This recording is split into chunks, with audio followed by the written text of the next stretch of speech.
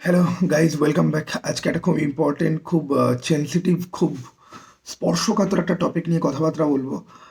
কথাবার্তা ঠিক না, আমি আমার পার্সোনাল কিছু ফিলিংস আর কিছু রিয়াকশান নিয়ে আমি মোস্টলি শেয়ার করবো তোমাদের সাথে।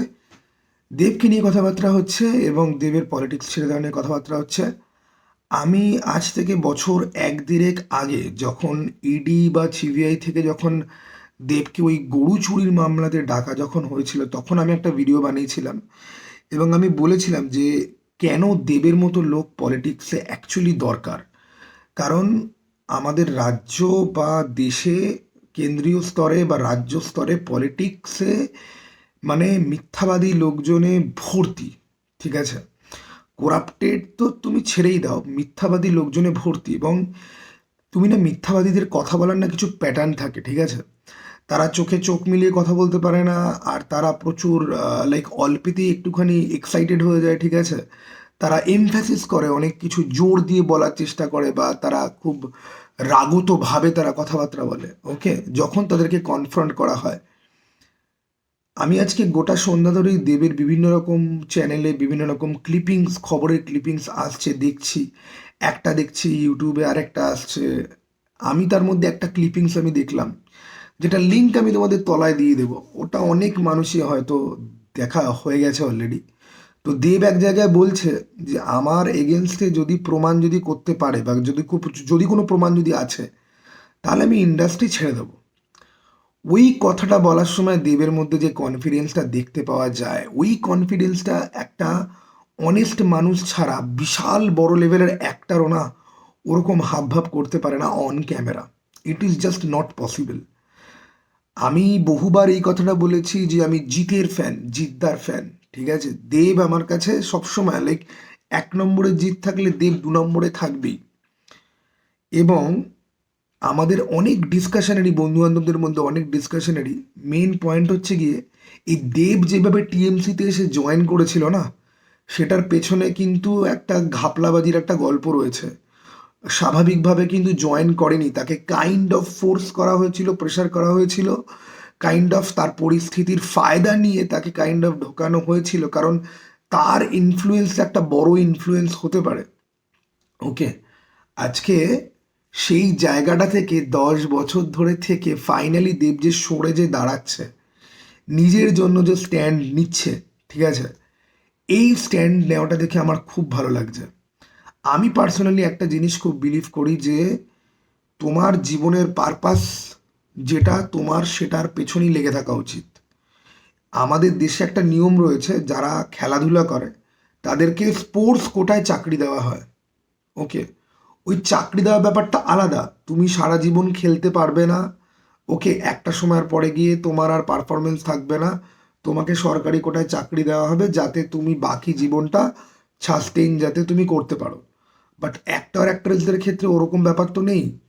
তার আর্ট ফর্ম সে 70-80 বছর বয়সে গিয়েও মিঠুন চক্রবর্তীর দিকেই আমরা যদি যদি করি, এখনও সে প্রজাপতির মতো সিনেমা, কাবুলিওয়ালার মতো ফিল্ম, প্রজাপতি ফিল্ম হিসেবে আমার যেরকমই লাগুক না কেন, মিঠুন চক্রবর্তীর পারফরমেন্স তো ভালো ছিল।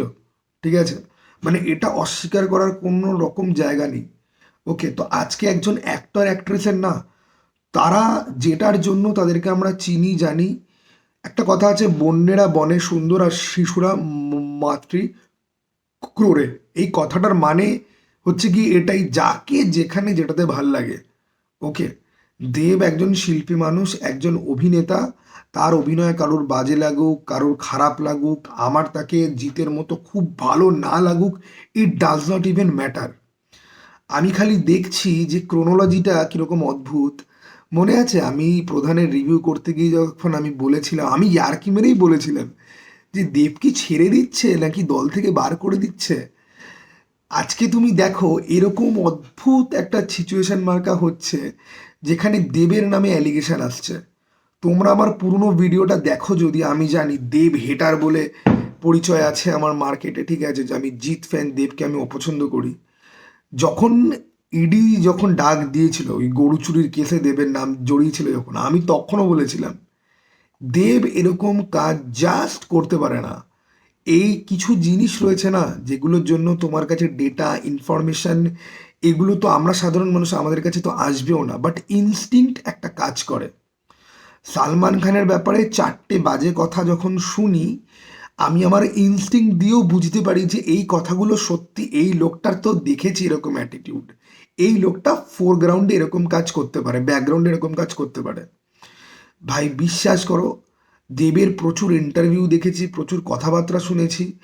দেবকে দেখে না, মানে রিয়েলি বলছি, ওর মধ্যে যে ইনোসেন্সটা রয়েছে, খুব কম অভিনেতা বা খুব কম মানুষের মধ্যে ওই ইনোসেন্স ব্যাপারটা কিন্তু থাকে।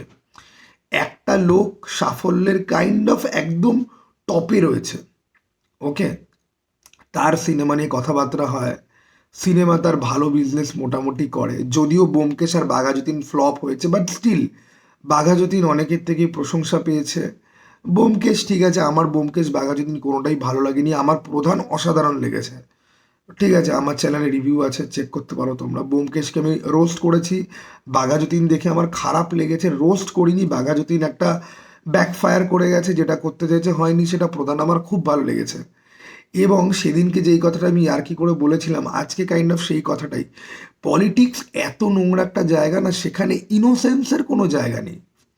আর স্কেপগোট বানানো হয় হচ্ছে গিয়ে যাদের মোটামুটি যে, জানো তো, এই দলের মধ্যে বা অফিসেও, এই অফিস কালচারেও এই জিনিসটা হয়, বা স্কুল কলেজেও এটা হয় না, যে ভাই পেছনে একটা নোংরা পলিটিক্স হয়। Either you are a part of it, or তুমি তো ভাই শিকার হবেই। এখানে এরকম না যে তুমি দূরে থাকলে পরে তুমি সেফ থাকবে, তুমি গা বাঁচিয়ে তুমি চলতে পারবে। কেউ না কেউ ফাঁসিয়ে তো তোমাকে দেবেই। এবার তোমার দোষ হয়তো নেই, বাট তোমাকে নির্দোষ প্রমাণ করতে করতে তোমার ইমেজ খারাপ হয়ে যাবে। ওকে, আজকে কেউ তোমার ব্যাপারে একটা কথাবার্তা বলে দিল, তোমার ইমেজ কিন্তু খারাপ হয়ে গেল, 5টা লোক হলেও কিন্তু বিশ্বাস করতে আরম্ভ করেছে, আচ্ছা হয়তো এই লোকটা তাহলে এরকম, নাহলে সবাই কেন বলছে। তুমি যতদিনে ইনোসেন্ট প্রমাণ হবে, তার মধ্যে তোমার যা ক্ষতি হওয়ার হয়ে গেছে। আজকে দেবের সাথেও এরকম সিমিলার একটা জিনিস হচ্ছে। এবং এটার ভালো দিক যেটা হচ্ছে যে দেব রাজনীতি ছেড়ে দিচ্ছে, এবং এটা ভালো দিকের সাথে সাথে না, এটা একটা খারাপ জিনিসও। আমি বলেছিলাম আমার পুরোনো ভিডিওতে, আমার ডেসক্রিপশন বক্স আমি ইয়ে করে দেবো, যে দেবের মতো লোক পলিটিক্সের দরকার, কারণ পলিটিক্সের অনেস্ট কিছু লোক দরকার হয় সব সময়। বাট ভাই, রিয়েল লাইফে অনেস্ট লোকদের না গাঁড় মারা যায়, এটার মতো বড় সত্যি কথা আর কোনো কিছু নয়। ঠিক আছে, মনোজ বাজপেয়ীর শুল বলে একটা ফিল্ম আছে, ফিল্মটা তোমরা দেখতে পারো, ইউটিউবে বোধহয় অ্যাভেলেবেল আছে, শুল। মনোজ বাজপেয়ী ওখানে একটা অনেস্ট পুলিশ অফিসার থাকবে, ওর ডিপার্টমেন্টের লোক থেকে শুরু করে ওর ফ্যামিলি পর্যন্ত ওর এগেনস্টে চলে যাবে, কীরকম সিস্টেমেটিক ওয়েতে, ট্র্যাজেডির মধ্যে দিয়ে। ঠিক আছে, একটা মেরুদণ্ড যেই লোকের রয়েছে না, তার মেরুদণ্ডই ভাঙা যায়, বাকিদের তো মেরুদণ্ড নেই, বিক্রি করে দিয়েছে। ঠিক আছে, যার মেরুদণ্ড রয়েছে তার মেরুদণ্ডে সবাই পা তুলে ভাঙে। দেব আজকে খুব ভালো সিদ্ধান্ত নিয়েছে, এবং আমি বলছি, আমি একজন জিৎ ফ্যান হয়ে বলছি, আমি এই সিদ্ধান্তে ভীষণ খুশি। খালি এখন আমি ভগবানের কাছে প্রার্থনা করি এই অ্যালিগেশনগুলো মিথ্যা যেন হয়ে যায়, এই কেসটা সর্ট আউট যেন করে যায়, করে যাবে, আগেরটাও করে গেছিলো, এটাও করে যাবে। এবং without any kind of information, without any kind of proof, আমি একটা জিনিস বলতে পারি, আমার ইনস্টিংক্ট মানুষের ব্যাপারে খুব বেশি ভুল কথা বলে না, একমাত্র আমার প্রেমিকাদের চিন্তা আমার অসুবিধা হয়। যাই হোক, দ্য পয়েন্ট ইজ, আমি আজকে দিবার অনেকগুলো ভিডিও দেখলাম, অনেকগুলো, ও যা বলছে ও সত্যি বলছে, একটু ভয় ডর নেই লোকটার। তোমরা খালি দেখবে দেব কতটা শান্তভাবে কথা বলছে, কতটা শান্তভাবে কিন্তু কঠিনভাবে, একটা স্ট্রং উইলের মধ্যে দিয়ে, একটা স্ট্রং ডিটারমিন ওয়েতে কিন্তু ও কথাবার্তা বলছে, মুখে হালকা একটা হাসি রেখে। আর হাসির ব্যাপারে মনে পড়লো, এই মুহূর্তে সব থেকে বড় হাসির পাত্র কে জানো? এই হিরণ বলে ছেলেটা, এই হিরণ বন্দ্যোপাধ্যায়। মানে বিজেপি, জানো তো, মানে বিজেপি আমাদের এখানে কেন কোনোদিন জিতবে না, because of this kind of clowns. এই সমস্ত ক্লাউনগুলোর জন্য, ঠিক আছে, বিজেপি দলটা যাই পোটেনশিয়াল থাকুক, ঠিক আছে, দলটা কোনোদিন জিতবে না, বিকজ অফ এইসব জোকারগুলোর জন্য। এরা করে হচ্ছে কি ইমেজ ডাউন, এরা করে হচ্ছে কি ইমেজ খারাপ। ওকে, দিলীপ ঘোষ ছিলেন, খুব ভুলভাল বকতেন, এখন আর তাকে খুব একটা দেখতে পাওয়া যায় না। এই হিরণ হচ্ছে কি আরেকটা ক্লাউন। বলছো আমি তো 2 বছর ধরে বলছি। ভাই সবাই জানে যে গাত্রোদাহটা না সবাই দেখতে পায়। It is very open for all to see and witness. Okay, এটা হচ্ছে কি মেন ব্যাপার। তোমার জলে ভাই, সিম্পল কথা। আর তুমি যা খুশি তাই বলবে। আর দেখুন আমাদের এখানে না এই টিএমসি বিজেপির লোককে গালাগাল দিচ্ছে আর বিজেপি টিএমসির লোককে গালাগাল দিচ্ছে, এটার মধ্যে নতুন কিছু নেই। আমি দেবকে কিন্তু কোনোদিন দেখিনি কাউকে এরকমভাবে গালাগাল দিতে বা কারুর সম্বন্ধে এরকমভাবে। সব সময় লোকটার মধ্যে একটা পোলাইটনেস রয়েছে এবং এই জিনিসটা আমার খুব খুব খুব ভালো লাগে। ওকে, লোকটাকে নিয়ে এত ট্রোল করা হয়, এত মিম বানানো হয়। আমি দেবকে রোস্ট করেছি নভেম্বর মাস নাগাদ, নভেম্বরের এন্ড নাগাদ। ঠিক আছে, যদিও আমি তাতে কোনো গালাগাল দিইনি, কোনো বাজে কথা বলিনি, যেটুকুনি বলেছি সেটুকুনি ক্রিয়েটিভ পয়েন্ট অফ ভিউ থেকে। ওকে, যদিও দেব ফ্যানেদের সাথে আমার সম্পর্ক ভালো নয়, আই ডোন্ট ইভেন কেয়ার। আমার কাছে জিদ্দা টপে রয়েছে, দেব তার পরেই রয়েছে, আজকে দুজন সেম জায়গায় চলে গেল। এই যে সিদ্ধান্তটা সে যে নিয়েছে, আজকে দুজন সেম জায়গায় চলে গেল। তবে দেবদা যেন ইন ফিউচার কোনো দল, কোনো কিছু, কোনো বিধানসভা, লোকসভা, কোনো কিছুতেই যেন আর না আসে।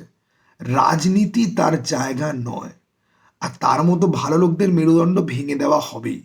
মেরুদণ্ড ভাঙতে নাও যদি পারে মুখে কালি ছুঁড়ে মারবেই।